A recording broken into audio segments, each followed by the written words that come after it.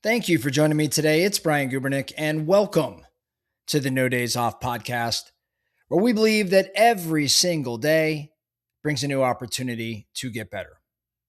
So, I have been watching the Masters, the golf tournament, and by the time this airs, the tournament will have been played and it's over. But I've been watching it over the past couple days, and while I'm not much of a golfer, I got to say I love the Masters. I love watching it. It's a lot of fun. It's a wonderful course to see, and just all of the I guess historic value to hit the legend and all of that is Augusta and the Masters is just really cool. As I'm watching it, and I'm watching golf at its absolute highest level, I think that, one takeaway I always have is that it's not all about the talent. Like, the talent doesn't always win in the Masters or any golf major for that matter. What I think it's more about, or what again, as someone who doesn't fully understand golf, but as an observer, I think it's a lot more about the discipline and the decision making and the strategy. I mean, all these guys are insanely talented and they've been playing golf for years and years and years. So there's some sort of separator during a tournament. And again, I think it's got to come back to maybe some of the strategy, the decision making, the discipline. And watching the Masters over the past couple of days really kind of got me thinking. There are some really basic principles in golf that I think apply directly to what it is you and I do every day as entrepreneurs. It applies directly to business. And I think a lot of us ignore these basic principles, not just on the golf course, but in business. See, in golf, you'll hear, at least I've heard the same advice over and over again, which is usually something along the lines of don't aim at the flag, don't aim at the pin, aim at the fat part of the green, for example. And that's pretty simple advice, almost too simple. But when you watch the Masters, even the best players in the world have to remind themselves of it because they all have, I would imagine, the temptation to go right at the flag every single hole. And that's, I think, exactly what happens in business. We don't lose because we know what to do. We lose, or we tend to lose, because we abandon what we know works. So let's go through some of these principles. And I don't really think it's a reach. I think there's a lot of similarity between what these pros in golf are thinking about and what we as business owners and entrepreneurs should be thinking about. So principle one, I kind of already mentioned it, play the fat part of the green. See, in golf, aiming at the fat part of the green means that you're simply playing probabilities. In other words, you are giving yourself a margin for error, because even a great shot does not always go exactly where you want it. And in business, I think this is about not over optimizing for perfection.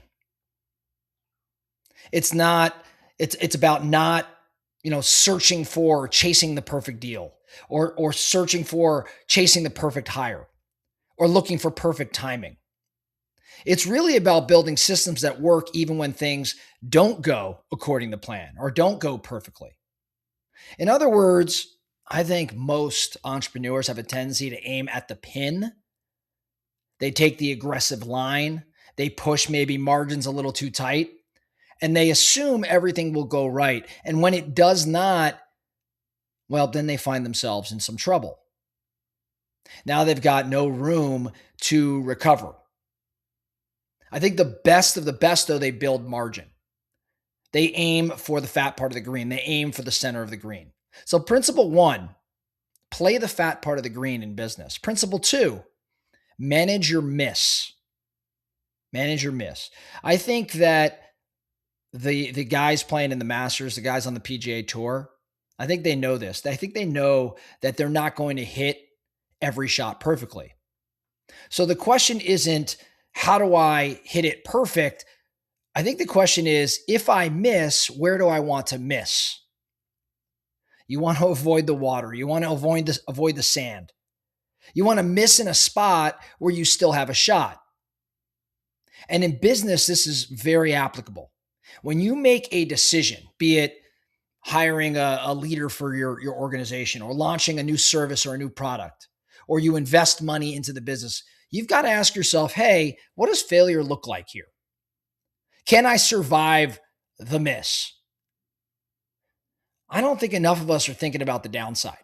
We're only thinking about the upside. And then we're shocked when one bad decision puts us in a position that we can't recover from.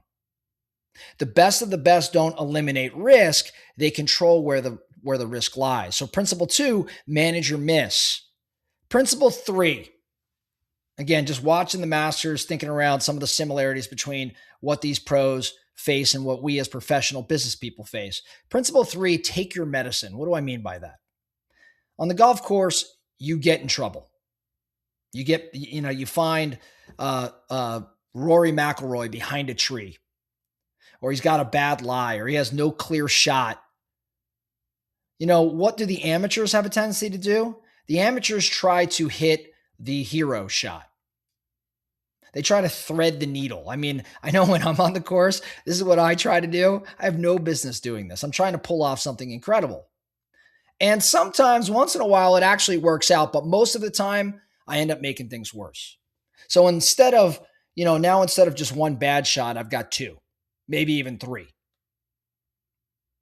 There is a great quote that's actually from golfer Tom Kite, but I had first heard about it from The Road Less Stupid, the book The Road Less Stupid by Keith Cunningham.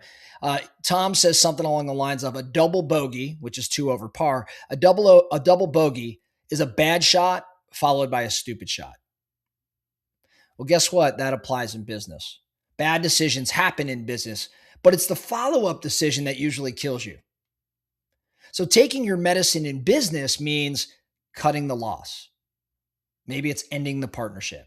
Maybe it's admitting that you were wrong earlier in the process. It may not feel good, but it keeps a small problem from potentially becoming a big one. So principle 3, take your medicine. Principle 4, play within your game. At Augusta, at the Masters, you'll see these pros lay up when they could go for it. They play a more conservative shot when they could go for the green. And they don't do this because they can't. They do it because they know their game. They know their numbers. They know their tendencies. They also know their limits. In business, this, I think, is a lot about self-awareness. Just because someone else is scaling faster than us, or someone else is raising capital or expanding in the new markets, doesn't mean that's your move. So play your game. I think I see this all the time in business. People step outside their strengths, chasing what maybe someone else is doing, and it ends up costing them. The best of the best don't just know how to win. They don't just know how to win necessarily. They know how to play the game so that in the long term, it manufactures the win. Now, as we wrap up, right, these 4 principles. Again, principle 1, play the fat part of the green. 2, manage your miss. 3, take your medicine. And 4, I'm going to call it play within your game. I think when I watch the Masters, it reminds me of something that's pretty simple. At the highest level, at the world-class level, success is not about doing extraordinary things. I think it's about doing a lot of ordinary things, just doing them extraordinarily well and doing it over and over and over and over again. So aiming for the green, managing your miss, taking your medicine, playing your game. That's golf. And I also think that's very much business. If you can stay disciplined enough to stick to those principles, especially when it's tempting not to, then you give yourself a real chance to win. So here's what I want you thinking about. Here's your action item. I want you to look at one decision you're facing right now, and I want you to ask yourself, am I aiming at the pin or the fat part of the green? Because that answer might tell you something about how you're trying to play the game. And it might bring more awareness, maybe back you away from the swing you're about to take and have you recalibrate and hit a much better shot. That's all I have for you today, the No Days Off podcast. Thank you so much for listening. And remember, every single day brings a new opportunity to get better. So let's get after it.